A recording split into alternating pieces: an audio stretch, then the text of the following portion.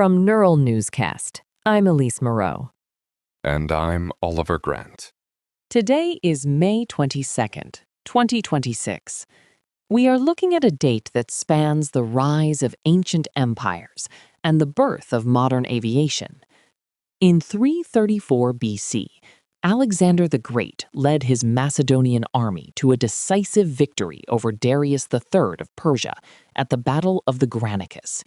This was an operation of immense scale, as the Greeks crossed a river blocked by tree trunks to open the gateway to Asia.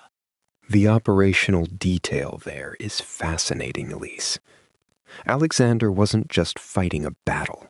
He was testing the limits of a logistical system against a much larger Persian power.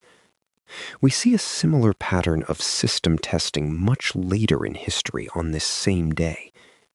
In 1826, the HMS Beagle departed on its first voyage to survey Patagonia and Tierra del Fuego. These voyages were rooted in the systematic mapping of the world for naval and colonial dominance. While that era of exploration is distinct, it is often overshadowed by the technical breakthroughs that followed. Moving forward to 1849, Abraham Lincoln received a patent for a device to lift boats over shoals. To this day, he remains the only United States president to hold a patent, a reminder of how even prominent political figures were once grounded in the practical challenges of their time. It is interesting you mention the patent office, because May 22nd is a major day for the codification of ideas.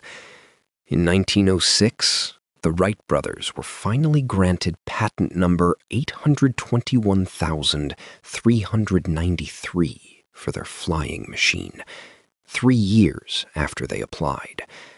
This was the moment the system recognized flight not as a dream, but as intellectual property.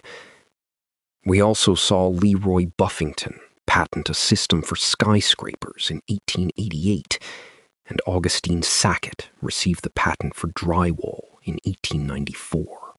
Drywall and skyscrapers changed the very shape of our cities, Oliver. They transformed the modern world. But while these inventors were filing paperwork, the political landscape was shifting through formal treaties. For instance, in 1762, Sweden and Prussia signed the Treaty of Hamburg. It essentially reaffirmed the status quo, using diplomacy to pause conflict without actually resolving the underlying tensions. Status quo treaties often just mask operational drift. We see the opposite in 1939. On this day, Adolf Hitler and Benito Mussolini signed the Pact of Steel. This wasn't about maintaining a status quo. It was the formalization of the Rome-Berlin axis. It was a documented intent to align two massive military systems, setting the stage for the systematic escalation of the Second World War. The gravity of that pact stands in sharp contrast to other milestones on this date, like the 1803 opening of the first public library in Connecticut, or the 1761 issuance of the first life insurance policy in North America. These are the smaller social structures that build a different kind of civilization, focusing on knowledge and individual security rather than expansion and conflict. True, but even those social systems have their complications. The first modern census was commissioned in Iceland on this day in 1702.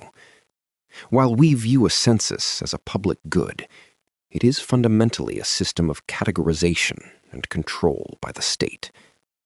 Every entry on this historical timeline represents a moment where a government tried to impose order on a chaotic world. It seems that May 22nd is a day for making things official. Whether it is the 1900 organization of the Associated Press as a nonprofit news cooperative, or the 1936 incorporation of Aer Lingus as the national airline of Ireland, these events mark the transition from individual efforts to institutionalized systems. Institutionalization brings stability, but it also creates the operational drift I often worry about. When an idea becomes a patent or an alliance becomes a pact, the original intent can be lost to the institution itself. We see that in the history of the 1872 Amnesty Act, which restored civil rights to most Southerners after the Civil War. It was a systemic fix for a fractured society, yet it left a complex legacy of what was forgiven and what was forgotten. From the banks of the Granicus to the archives of the Patent Office, the history of this day reminds us of the structures we build to navigate our world. Thank you for joining us for this look back at the forces that shaped May 22nd. The evolution of these systems is never truly finished. We will continue to track how they move and change. From Neural Newscast, I'm Elise Moreau. And I'm Oliver Grant. Neural Newscast is AI-assisted, human-reviewed.